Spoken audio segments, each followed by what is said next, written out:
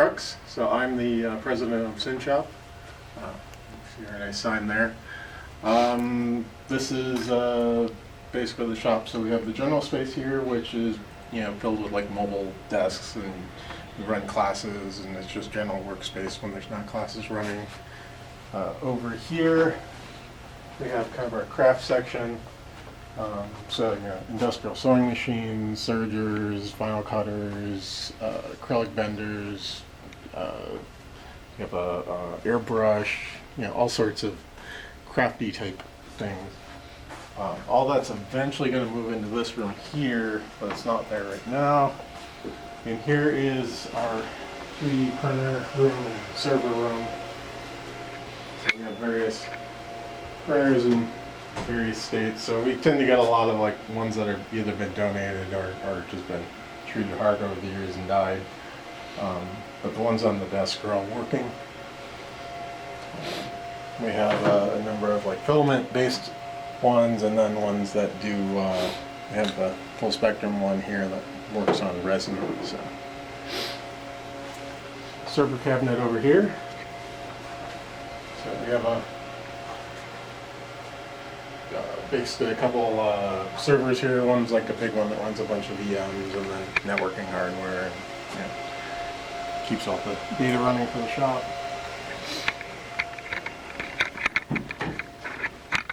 This room here, which is that we're going to be turning into our craft area, used to be kind of like a small, quiet workspace. So if it's like really loud out in the main area, you can come in here and work on something quiet.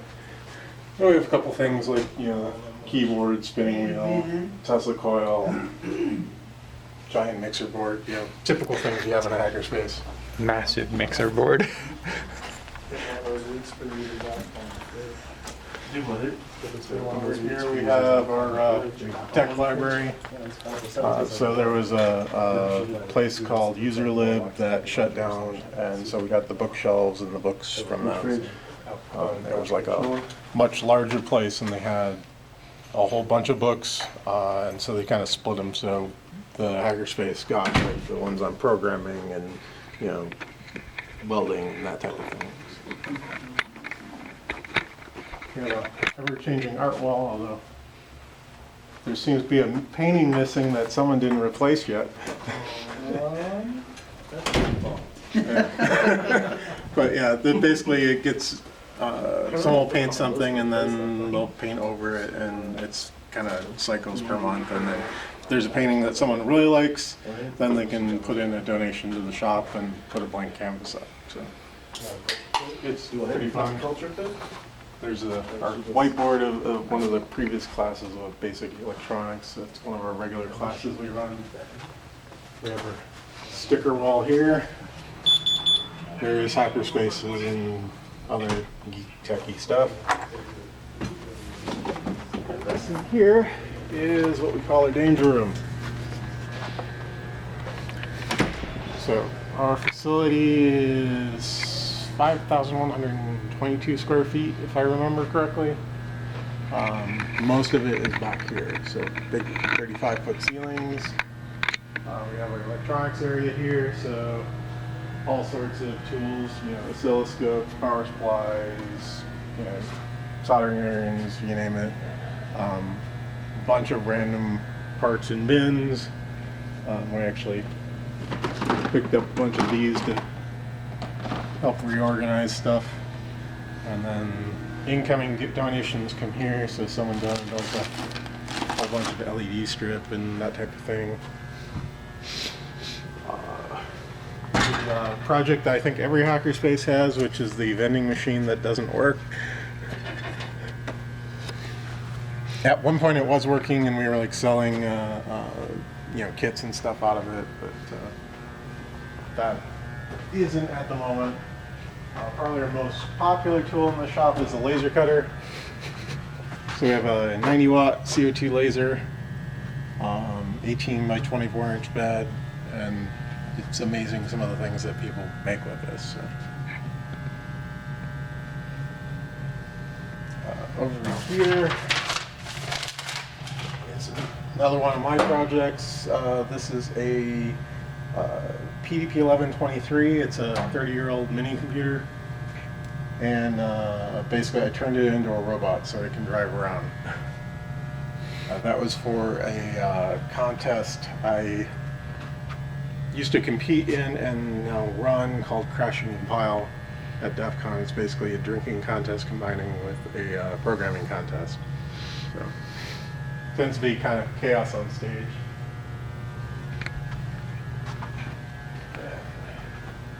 Over here we have our metalworking area.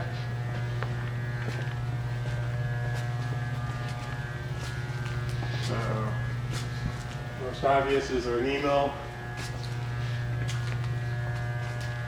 It's a manual mill, but it has BRO, so it lets you get precision. And our kind of philosophy is, unless you know how to use a manual mill, you shouldn't be using a metal CNC mill. So we opted not to get CNC. And then we have a big metal cutting bandsaw. We got the horizontal one. Behind you there is one of our lathes that we're in the process of getting up and running. So this one's kind of interesting because we believe it was on a Navy ship. It says, this machine conforms to the orders of the War Production Board. And then we have a smaller Harbor Freight special there that it's functional. So, but we're excited to get that up and running. Coming across the aisle, we have our welding area. So we have a couple welders here, MIG and stick at the moment. We're working on getting TIG and a plasma cutter as well. And we also have a metal casting set up here. So basically have a kiln. You can melt down metal and cast it into form. So like all these are from old hard drives that people cut up. So.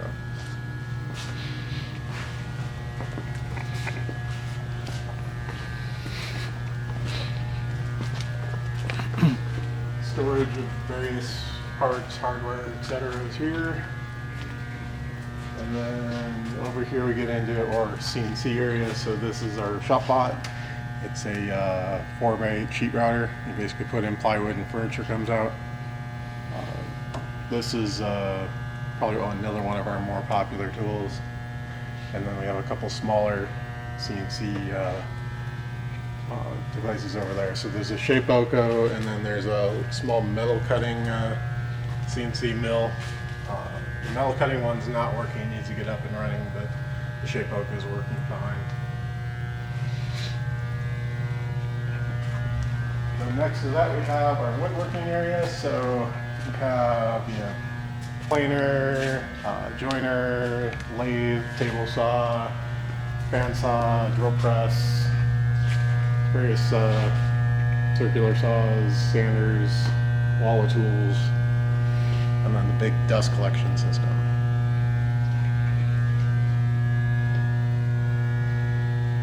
And then behind that is kind of our general storage area. So this is all where the wood materials and our old Christmas tree and stuff from Maker Faire, etc. all gets stored. Some racks that got donated, which are for sale, by the way. And then there's like a glue-up table there.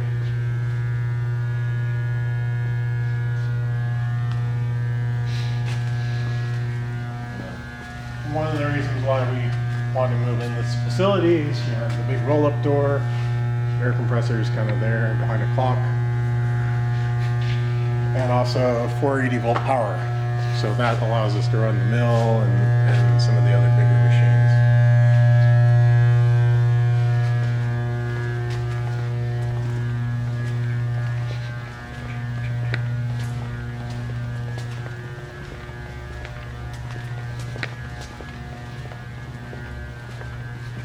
This that I kind of skipped over is one of our more popular things.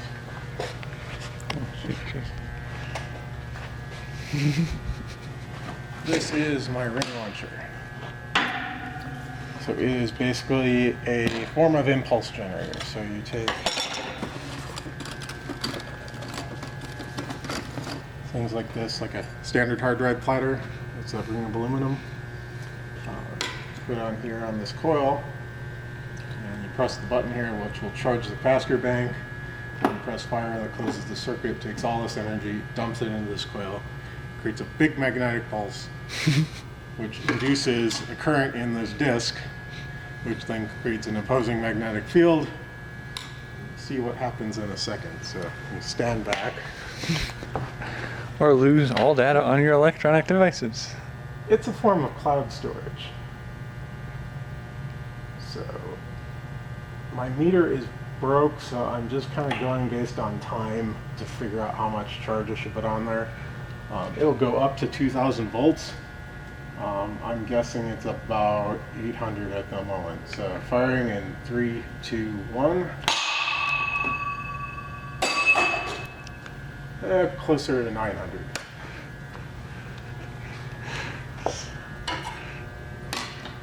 You can do bigger discs or a stack of discs.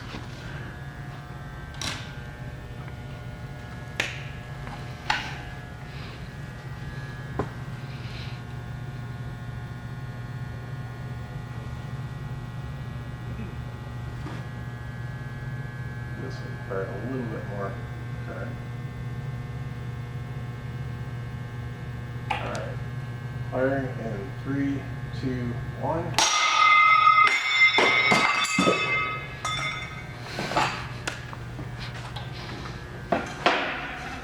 This can go up to 2,000 volts. At that, it will shoot those discs way above the roof.